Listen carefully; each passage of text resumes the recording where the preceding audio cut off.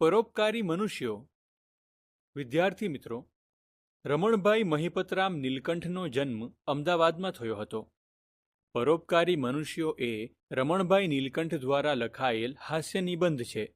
આ નિબંધમાં લેખક માનવ સ્વભાવમાં રહેલી શિખામણ આપવાની વૃત્તિને હાસ્ય દ્વારા વર્ણવી છે. આંજણીના નિવારણ માટે પરિચિત અપરિચિત જે સલાહ આપવામાં આવે છે તેમાં આંજણીને દૂર કરવાના ઉપાયો બતાવવામાં આવે છે. તેમાંથી સર્જાતી પરિસ્થિતિને હાસ્ય દ્વારા રજૂ કરવામાં આવી છે. મને એકવાર આંજણી થઈ હતી. 2-3 દિવસ મેં કાંઈ ઈલાજ કર્યો નહીં. એમ જાણ્યું કે મટી જશે. એમાં શું ભારે દરદ છે. પરંતુ આંજણીએ બહુ પીડા કરવા માંડી. એટલે અમારા ઘરના દાક્તર પાસે ગયો. તેમણે કહ્યું, એના ઉપર કાંઈ લગાડવાની જરૂર નથી. પાકે એટલે મારી પાસે આવજો. નસ્તરથી ફોડી નાખીશ. બહુ પીડા થાય તો શેક કરજો. હું ઘેર આવ્યો ત્યારે અમારા કુટુંબના એક મિત્ર મને મળવા આવેલા હતા. તેમણે પૂછ્યું, ભાઈ, ક્યાં જઈ આવ્યા? આ આંખે શું થયું છે? મેં ઉત્તર દીધો, આંજણી થઈ છે, માટે દાક્તર પાસે ગયો હતો. પણ દાક્તર કહે છે એને છેડશો નહીં, એની કાંઈ દવા નથી. પાકે એટલે નસ્તરથી ફોડી નાખીશું. આટલું સાંભળતા અમારા એ મિત્ર ક્રોધે ભરાઈ ગયા. ડાક્ટરે આજે દવા ન આપી? વળી કહે છે કે એની કાંઈ દવા જ નથી. ત્યારે એમના ભણતરમાં શું પૂળો મૂકવાનો છે? કહે છે કે પાકે ત્યારે આવજો, નસ્તર મૂકીશું. તમે પણ ભલા માણસ છો. એક કોડીનું ખર્ચ નથી. તુવેરની દાળ ઘસીને ચોપડી દો એટલે નરમ પડી જશે. મેં કહ્યું, બહુ સારું. નોકર પાસે દાળ ઘસાવીને ચોપડી. સાંજના બજારમાં કાંઈ લેવા ગયો તો દુકાનદાર કહે, સાહેબ, આપને આંજણી થઈ છે તો જવ ઘસીને કાં ચોપડતા નથી? મફતની દવા છે. ઘેર અમારા ઘરનો જૂનો મુનિમ આવેલો હતો. આંજણીની હકીકત જાણીને તે કહે, બધી વાત જવા દઈ, કેસર ઘોડીને ચોપડો મારા બનેવીને, મારા ભાણેજને અને મારા ફુવાને થઈ હતી. ત્યારે અમે તો એ જ ઈલાજ કર્યો હતો. રામબાણ ઉપાય છે, ઘડીકમાં જ મટી જશે. કેસર મંગાવી મેં લગાડ્યું. બીજે દિવસે હજામત કરવા કેશવ આવ્યો. તે કહે, સાહેબ, બીજું બધું ફાવે તેમ લગાડવા કરતાં સિંદૂર મંગાવી દાબી દો તો તરત જ આંજણી બેસી જશે. સિંદૂર પણ મેં દબાવ્યું. બીજે દિવસે મારા ઓળખાણવાળા એક શેઠની મિલના ભૈયાજી કાંઈ કામસર આવ્યા. તેમણે કહ્યું, जी इसमें क्या बात है? 8 दिन एक छोटा कटोरा भंग पिया करो, देख लेना इसके आगे डॉक्टरों की दवाइयाँ क्या चीज है. પરંતુ હું ભાંગ કે બીજો કોઈ કેફી પદાર્થ પીતો ન હોવાથી મેં એ સલાહનો અમલ કર્યો નહીં. મારા વૃદ્ધ માસી પૂજાનું ચંદન ઘસતા હતા. તે કહે, ભાઈ, આ ચંદન લગાડી જો.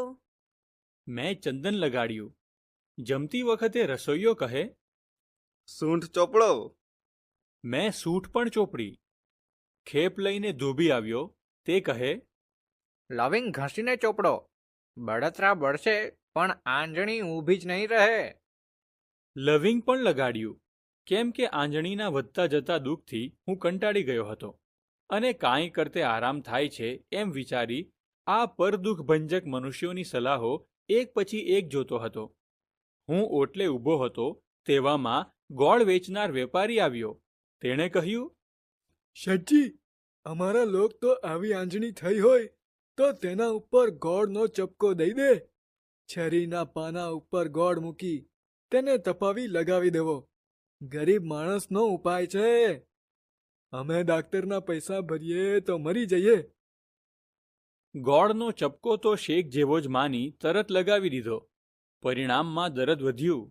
સાંજે અમારા ગોર કહે, ગોળ એકલો ગરમ માટે એલચીના ઘીમાં ઘસી ચોપડો. ઘીમાં સર્વગુણ રહેલા છે. હું તો જુલાબ લેવો હોય ત્યારે પણ દિવેલ પીવાને બદલે ઘી જ પીવું છું. એલચીને ઘી લગાવતો હતો તેવામાં મારા એક પારસી દોસ્તાર આવી ચડ્યા. તે કહે, અરર મિસ્ટર, આ શું કરી મૂક્યું છે? આંખને ઘી ગોર કાં ખવારો છો? એક કાંડો કાપી તેનો રસ લગાવી દો. ના મોટે તો મને 4 ટમાચા મારજો.